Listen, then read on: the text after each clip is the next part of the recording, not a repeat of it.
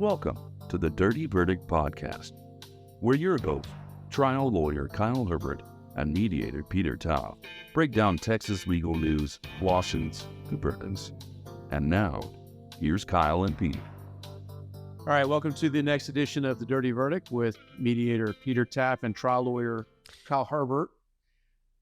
Usually, or most of the time, we're talking about Texas law cases, Houston cases, our stories about them. This week, we have a special guest. Kyle, why don't you introduce our special guest? Peter, thanks very much. Also good to be back with you. It's been a couple of weeks. I hope you are well. We are here today with Bill Ogden from the firm of Farrah and Ball, or Castor Lynch Farrah and Ball here in Houston. I don't know what the full appropriate name is, Bill. What is it? So, technically, I work for both. You do work for both. Yeah, when we merged with an older firm from Florida about 6 years ago, and they did pretty much exclusively auto products liability work. And so all the auto products cases go into that one, and then all the stuff that we do, all the other stuff goes into the Farrah and Ball. Regardless, probably soon it'll be Ogden and Associates, and Peter and I are both hoping to be your first hires. Ogden and Sons. Ogden and Sons. That's an oil and lube shop. We're looking forward to that. So I've known Bill for, 5-10 years, and he's been doing some real interesting work that we thought would be real interesting to chat about. Also, Bill's firm is a repeat player here at the Dirty Verdict. We've had some of his co-workers, co-counsel, the infamous Mark Bankston from the Infowars trial. That might be a fun place for us to start. Give us the 2-minute synopsis of what happened in the Infowars trial, and then maybe let's chat a little bit about what the new developments are with Mr. Alex Jones and the Infowars jam. 2 minutes. So Infowars was the funnest case I've ever done, by far. For 2.5 years, Mark and I litigated the case in discovery and got sanctions order after sanctions order. Mark, not me, swept all the appeals all the way up to Texas Supreme Court. They got default liability. They got default judgment on liability. So we tried the case in August of 2022. Wait, just 1 sec. Yeah. So this is the case arising out of Alex Jones, Infowars podcast, however he's out there defaming the parents of the Sandy Hook victims, suggesting that they're crisis actors in addition to a bunch of other terrible stuff. Is that accurate? Correct. So okay. The Heslin was the case specifically, and Alex Jones and his team stated on the air multiple times that Neil Heslin did not hold his dead son. Gotcha. And so that was... Mr. Heslin and Mrs. Heslin were your clients in the trial in Austin. Mr. Heslin, Miss Lewis, yes. Mom and dad of Jesse. Got it. Case was super fun during discovery. We got to try out every deposition tactic that we've ever wanted. Most of them are completely unethical and probably shouldn't have been done. But the lawyers it was a revolving door. One would come in, get sanctioned, leave. New one would come in, say, I'm not that guy or girl.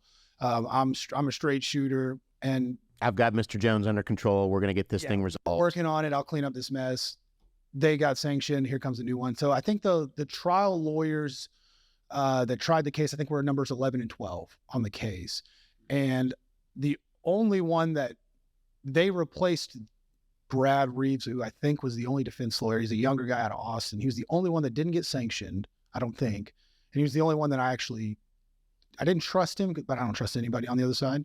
But I didn't think he was a bad person, and I think he actually tried as hard as he could, but he inherited such a mess that he stood no chance. So you guys tried this case against Mr. Jones and Infowars. What was that, 6-8 months ago? Yeah, early August 2022. It was a week before my birthday, so it had been 5th through the 8th-ish. And you got a verdict. $49.3 million. In addition to, I guess, some sanctions that happened before that. Yeah, we already had, I think, $1.5 million in the bank that they'd already paid in sanctions. I think they've gotten another $1 million at least since trial with sanctions. There's one big for the trial conduct that happened, and there's a lot of people that watched it on YouTube. They didn't get to see everything that was actually happening in there, but there was a lot of trial conduct that should not have happened after multiple warnings. And so I think Judge Garrett's going to have another one on her hands. And then they just filed a brief last night for a motion for new trial that's full of just errors and inaccuracies. And so at this point, they just can't seem to get it right. Is their current appellate counsel the same as the lawyers that tried it in Austin? No, and I stopped trying to even learn people's names. I know Andino Reynal, he was the trial counsel Sure. for Mr. Jones. But I didn't even try to learn the new ones' names because I figured they'd be gone in a month and a half. So you guys try your case in Austin, you get a $47 million verdict, and then the Infowars trial team immediately flies up to, was it New York? Connecticut. In Newtown, I believe. So they fly up to Connecticut to start trial number 2. Yeah, so there was, at the same time our case was going on, there was a case in Connecticut with 9 family members. Some of them weren't parents. There was an FBI agent who'd been defamed and some other things. We litigated on the same path, and we all worked together because we all wanted the same thing, which we got even before the trial, which was to make it stop. But then he went and had to face the music in Connecticut, and a Travis County jury that hits him with $49.3 million is actually pretty timid next to a Connecticut jury for 9 versus 2 clients. So it was bigger, but they hit him up for $965 million. $965 million. Yeah. And then I think their punitives award put him over $1 billion. So have you calculated like how many supplements you have to sell to get $965 million? I think it's even way more fun. For every dollar, I put one of the supplements in a jar, and now my entire living room is full of pieces of pills. Is it Alpha Brain, Gorilla Brain? What's it called? It's called the red pill. It's great. It's got some lead paint in there. It's crushed up concrete. You're going to run through brick walls. Yeah. You get the good stuff from Japan, I believe. Oh, God. Yeah. He was talking about his knockoff Viagra. He's saying ours is the best stuff. You get extra aroused, we'll call it, since, All right. Settle down, Bill. Me, I didn't take it. Okay. So real quick, I saw that there was a sanction order, I thought, entered in the Connecticut court about 3 weeks or a month ago against trial counsel because they had Andino Reynal in addition to another lawyer, Norman Pattis. Yeah. He's got kind of he's got a real interesting reputation up there in the Northeast. What's his jam? So he's a civil rights lawyer, and he actually he tries cases, but the problem with Norm is he's hosted Infowars. While we were in the case, he was on the show in person multiple times. He's hosted it by himself before. And I don't know what happened, but he was kind of on I'm not gonna say Mount Rushmore, but he had a star in Hollywood. As far as like civil rights lawyers, his pedigree was pretty good. And then I guess towards the end of his career, it kind of took a left turn into more radical. I don't know if he's on the right side of history type cases. But he tried to pro hoc into our case, and the judge denied it because he did a quote unquote stand-up routine like a week before we had to brief our response, where he pulled his pants down and called an African-American person in the front row the N-word, or said the N-word, knowing that there was only one African-American person. And so we just like exhibit A. And the judge was like, that's frowned upon. Apparently. And so, yeah, Travis County, Judge Gamble was like, we've had enough circus in this case. We're not bringing him in. So she denied his pro hoc. But then Andino Reynal, who is a Texas attorney who tried the case here, he used to be a federal prosecutor. Eric Holder appointed him as a U.S. attorney, and which is, I think, ironic because he was in Laredo, and I'm pretty sure that was the division that was running the Fast and Furious program, the gun running drug cartel, which Alex has talked about on his show so many times. And then he hires the former U.S. attorney. I was not aware of that connection. I don't know if it was actually running out of that office or not, but I know that he was appointed by Holder. Well, he pro hocked into the Connecticut case. And then 3 days before we tried our case, the world now knows that his office accidentally sent us his entire working file. And then once we got it, we clicked on it. It was like 250 gigs. And by the folder names, we knew that this was work product. So we emailed him. We're like, hey, I don't think you meant to send us this. And he just said, disregard. But the clawback statute requires very specific and certain things you have to do and identify to actually pull that back. He didn't do any of them. We had to wait 10 days. And so we had 2 days left at trial. And then they said Jones is taking the stand. And so Mark got up there and has probably the most famous courtroom moment in this at least decade for sure, when he got to say, do you know what perjury is? And there's a couple of memes of me now going around the internet because I'm like sitting there like smiling, and they're like, find you a guy who looks at you the way Bill looks at Mark when he's cross-examining Alex Jones. But we knew it was coming, and we had to just sit and wait. And it gave me anxiety just from the excitement of what was going to happen. And it played out. And you, Kyle Herbert, are the reason it all came out. How's that? Do you not know that?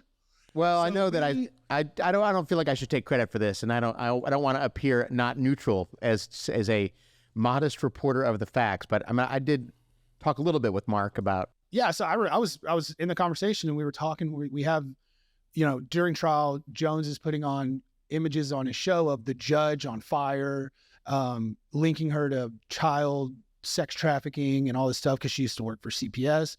And we're like, how do we get this in? Like, how is it relevant? And Mr. Herbert chimes in with his cane at the time. I missed that. And he's like, well, just ask him if he's taking it seriously. And we were like, because throughout trial, he would show up late in the middle of testimony. He had like 4 bodyguards with him at all times, and they would make this kind of big scene for him to come in. And then he wouldn't even stay for the whole time. He'd leave, and then we'd all on our computer pull up, and he'd go back to his studio and go on live. And so that was our in. And Mark says, are you taking this seriously? He's like, absolutely. And we were like, here we go. And so it's just rapid fire. And they're like, objection, Your Honor. We're not sure why, but this should definitely not be happening. It's devastating. One of the clips that we played, it's weird because like these get overlooked because of all of the like when Kyle Farrah, our partner, did Owen Schroyer, it was just question after question bludgeoning. Then Mark gets up and just destroys Alex. Everybody forgot that we got to play a video in front of the jury of the defendant calling the jury some blue-collar simpletons that don't know what planet they're on, calling the judge a pedophile, and calling our client, who was in tears testifying about his son, calling him autistic. And we got to play that to the jury, and it's not even in the top 5 on the highlight reel because so many things. It was only a 2-week trial, but that was the most exhausting process of all time because every single day you had to listen intently to every single word because something crazy was going to come out, and it did. So it was super exhausting, but it was super fun. So before we move on to another topic, just real briefly, what is next? Just pending sanctions motions, waiting for that stuff to work its way through, and then. So they filed a motion for new trial literally last night. I don't know how timely it is, but we'll let the smart lawyers deal with that, which is Mark. They've got one pending motion for sanctions. We're waiting to set that for hearing. And then I'm assuming probably going to face another motion for sanctions for the brief that they just filed because it's just not true.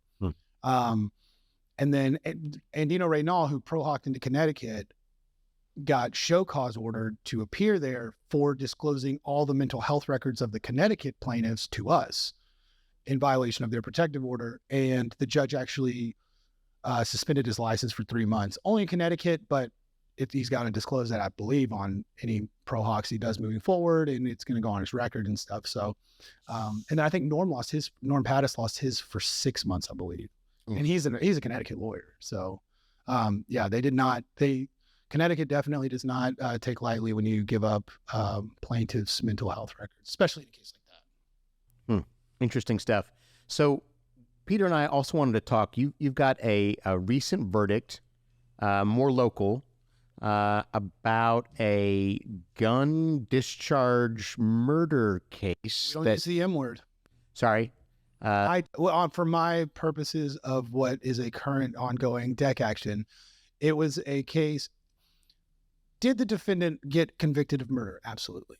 But the civil case beat the criminal case. And so because of that, they had to plead the 5th and didn't get to put on any evidence of intentional or murder. So the only thing I pled was negligent discharge of a firearm within city limits, because Don Kidd, who's a plaintiff's lawyer in Houston, gave me the idea and the case name of a case that says you can use any criminal or civil statute as a standard for negligence. So you jumped a little bit ahead. Yep.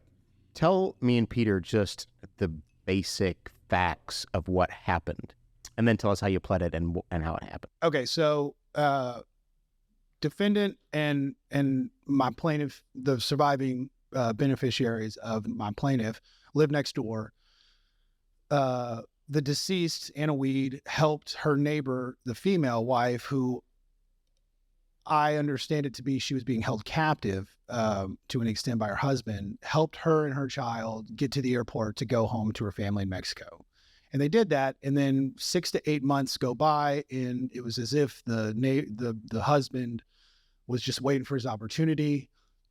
Anna Weed was wrapping presents in her garage. Her dog got out of the house, ran into his yard. She walked over there, grabbed him. The defendant came out, confronted her. She got the dog, pulled her back onto her property. So she was on her property line, and he had walked out of his yard, across his yard, and was still on his. He pulled a gun and shot her through the neck collar. She had just had a 2-level fusion, and she died pretty much instantly. And so you've got like this neighbor to neighbor dispute for whatever reason, sounds like.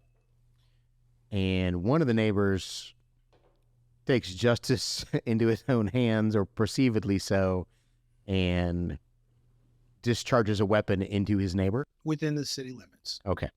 So to me and Peter's simple legal minds, that sounds like an intentional tort. 100% does, but tell us the rest of the story. So I was talking with Don Kidd, who's a plaintiff's lawyer here in Houston, and he said, there's a case that you can use any civil or criminal statute as a standard for negligence. So I just looked up the municipal code that says you can't discharge a firearm within the city of Houston. And I cited it in my petition and said, this is a wrongful death case for the negligent discharge of a firearm within city limits, and the plaintiff was a foreseeable person to be harmed by that statute. And which it's not untrue. It stretches a little. It doesn't really stretch, but it leaves out a lot of facts. But the original lawyer was his criminal defense lawyer before his homeowner's insurance policy gave him counsel to cover him. And I did his deposition. He pled the fifth to everything, including what size shoe he wore. I mean, I asked him, I strategically asked him questions that he should have answered, knowing he was going to plead the fifth, setting up a motion for sanctions, of course, to my advantage. The defense didn't depose any of my clients, the husband of the deceased, the son of the deceased, or the mom of the deceased, and didn't depose the one eyewitness who saw everything happening when he was working in his garage. And he actually pulled his gun. Everybody in the neighborhood had weapons. So as I understand it, the only thing that can stop a bad guy with a gun is a good guy with a gun. I think there's good people on both sides. No, I'm not, without getting into whether or not there's too many guns or the gun issue.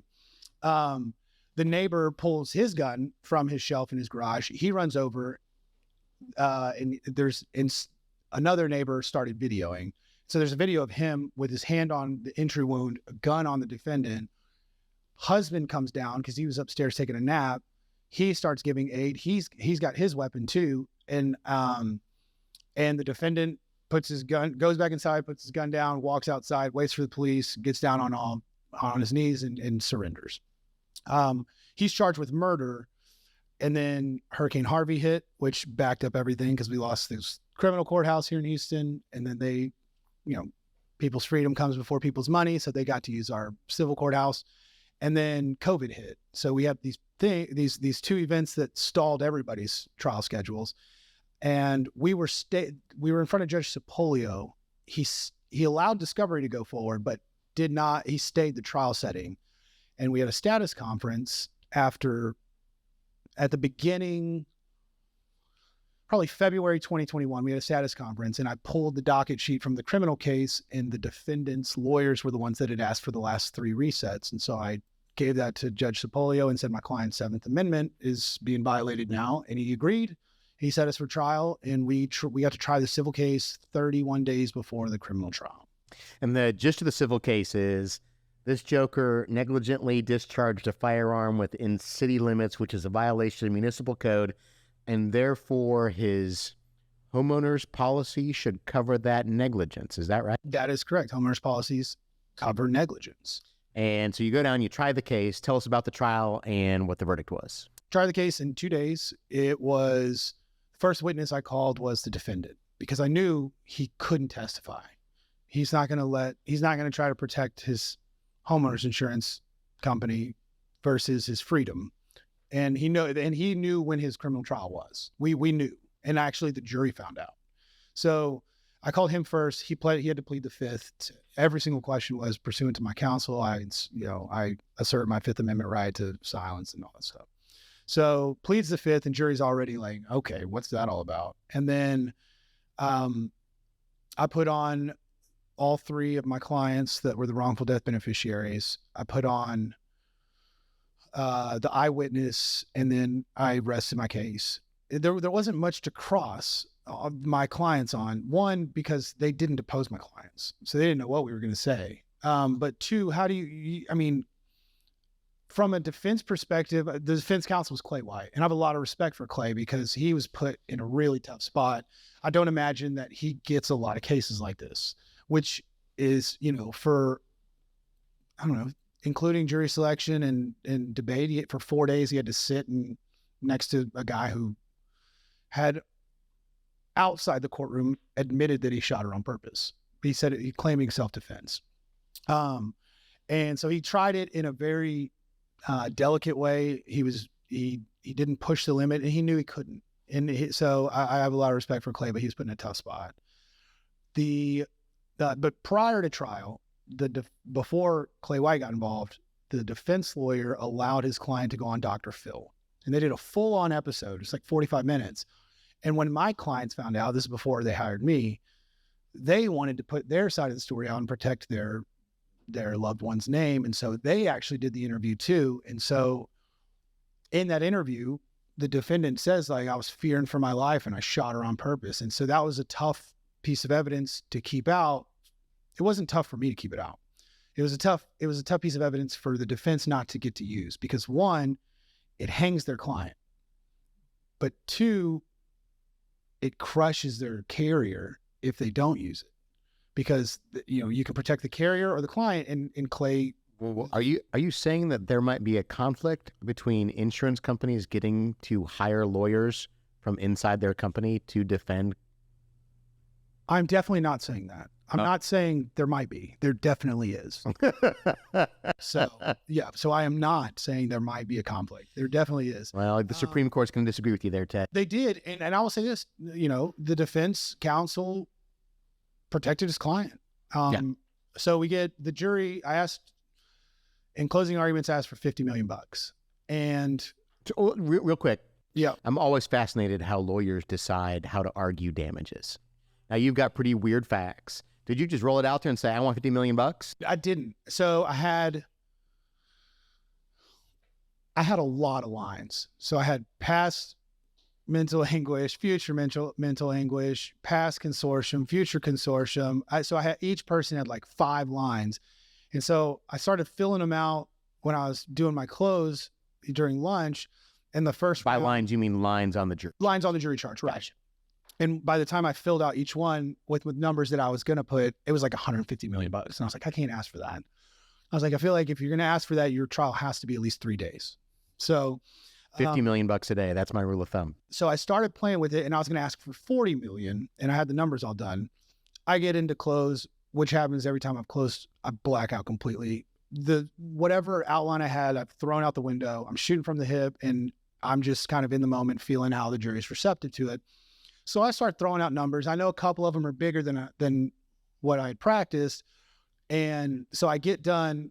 Kyle Farrah, one of the partners at our firm, he was watching, and I look at him. I was like, hey, I don't even know how much I asked for. And he's like, dude, you asked for $50 million. I'm like, perfect. And jury deliberated for, 3 hours and came back and gave me $70 million. So they affirmed that I did a really good job trying the case, but I'm horrible at evaluating my cases. So we all have our limitations. Did the defendant put on any witnesses or any evidence? No, their defense pretty much relied on crossing the eyewitness, who was the only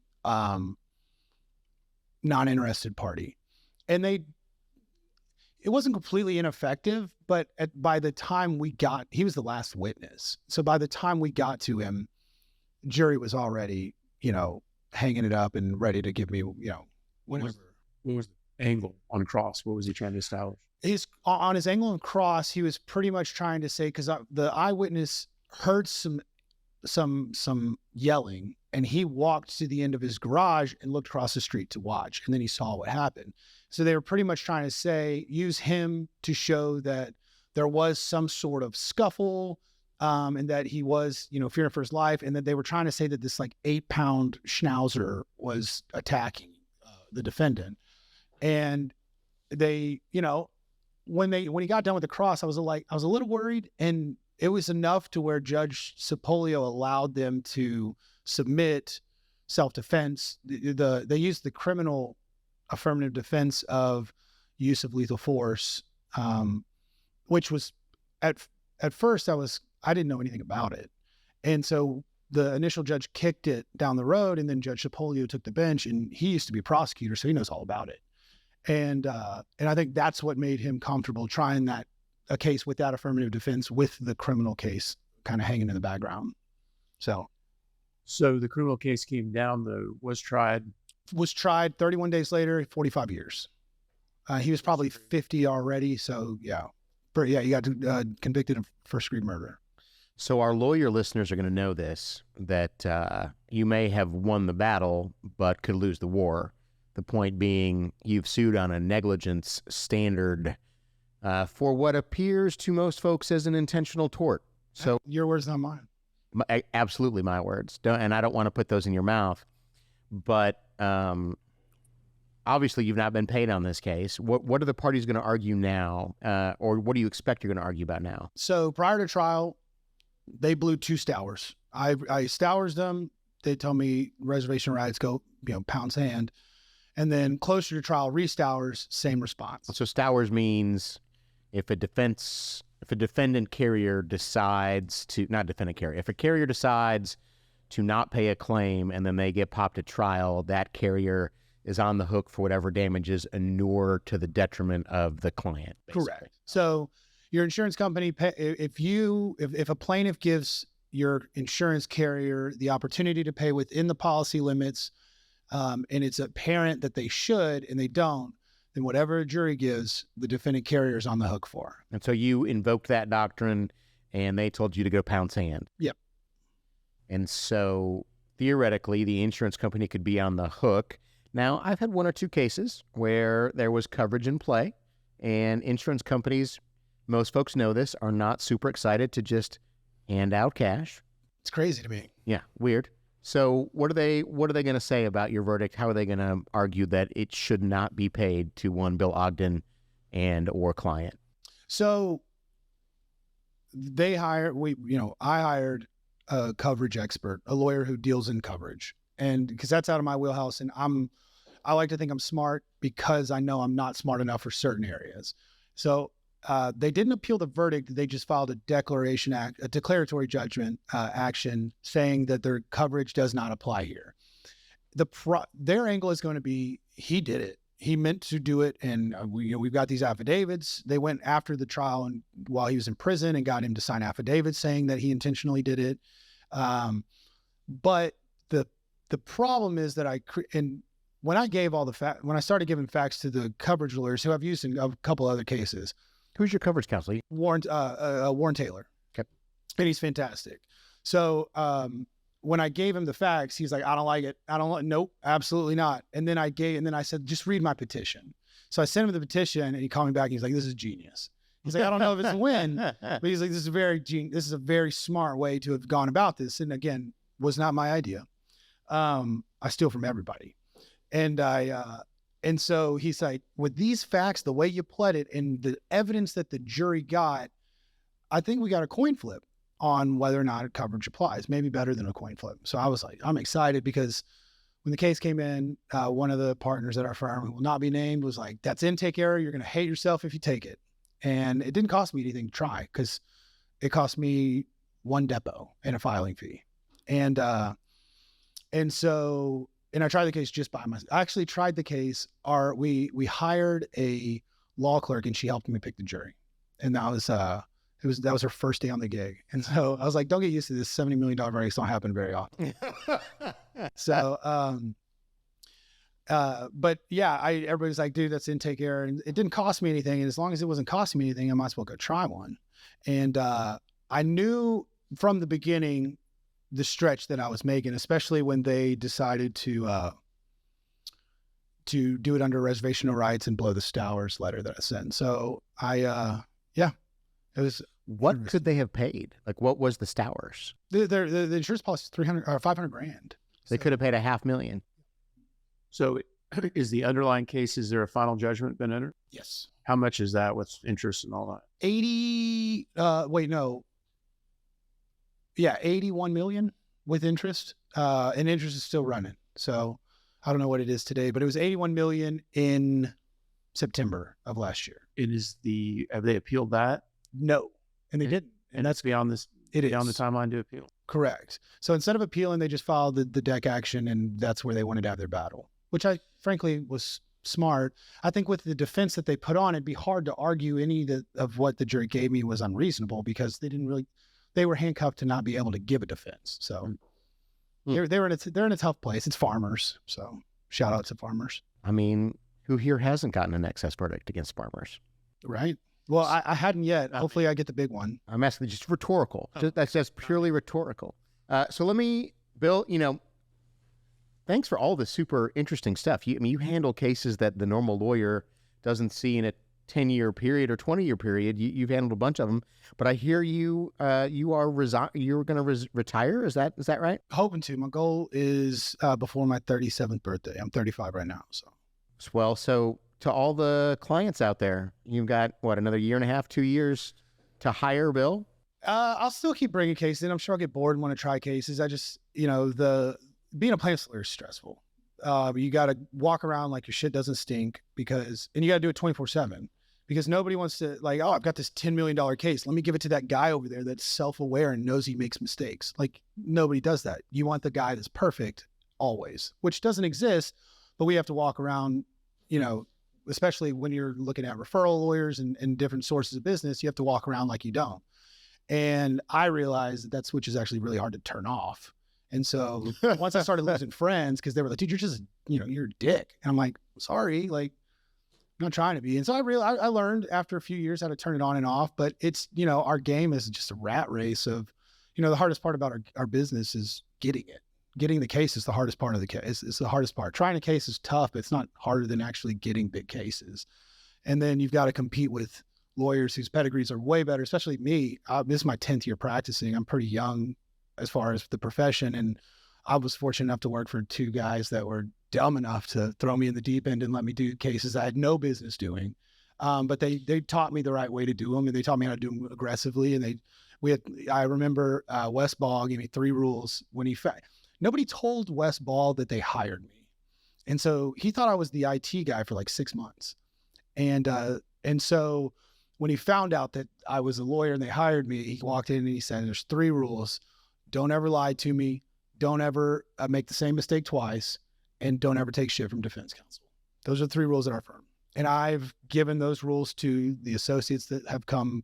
Now I'm not the young buck, so I don't have to deal with all the craziness of that. But that's what I tell everybody that we hire is those are the 3 rules of our firm.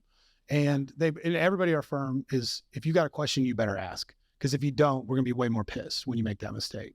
So I got licensed, and 2 weeks later, I took an expert depo in a federal court case.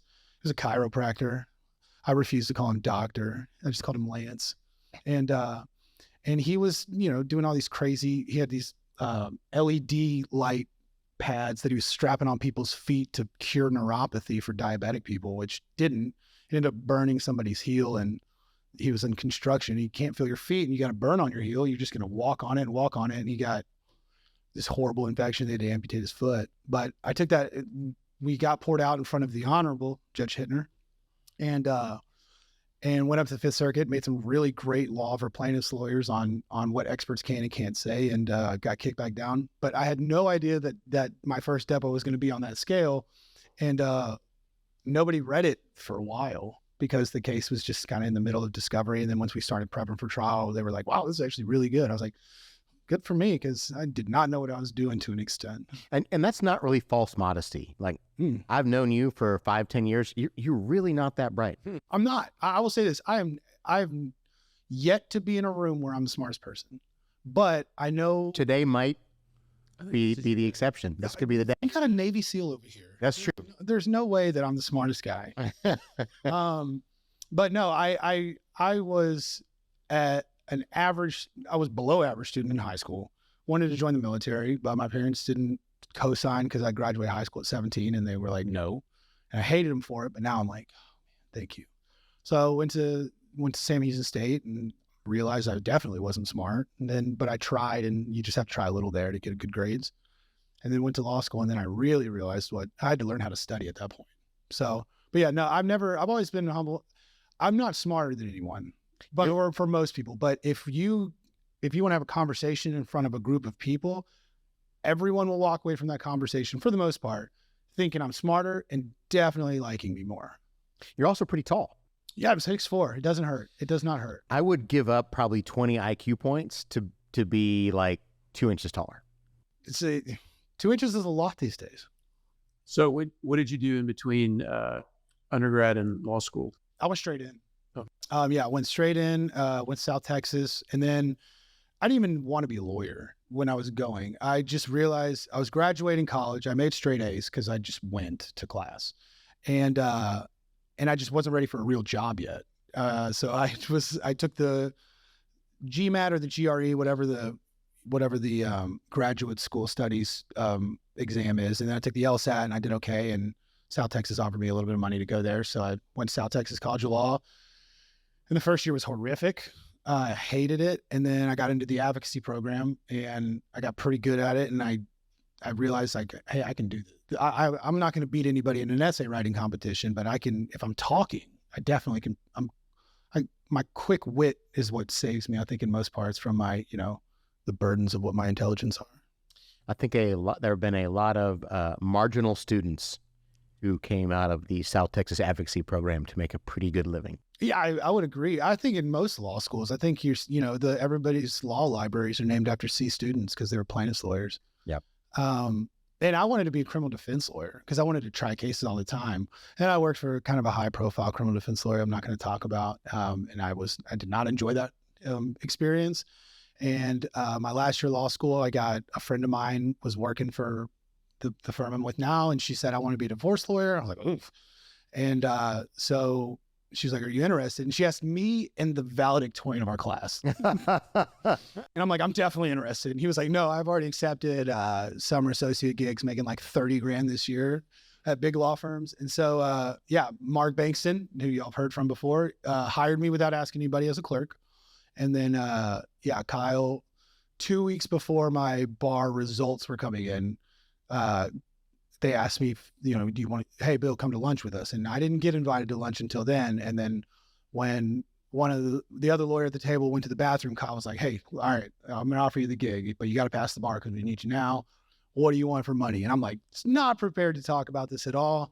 You said anything in American dollars are fine with me. I forget what it was, but he said a number. I said a substantially higher number. And then I said, let's meet in the middle. And I did not use the midpoint. I used the point that was higher than that. And he said, because lawyers are terrible at math. And yeah, very much so. That's why you have to have a good bookkeeper. Shout out to Debbie, even though we have our differences. Come on, Deb. Well, Bill, super interesting. Thanks for joining us. We are going to talk about some other cases that have nothing to do with you and probably nothing to do with me and Peter. But if you've got time and want to hang out and chat with us a little bit more, sure, we'd love to hear your thoughts on a couple of other kind of themes and ideas around the legal world. Fair enough? Thanks for joining us this week at the Dirty Verdict Podcast.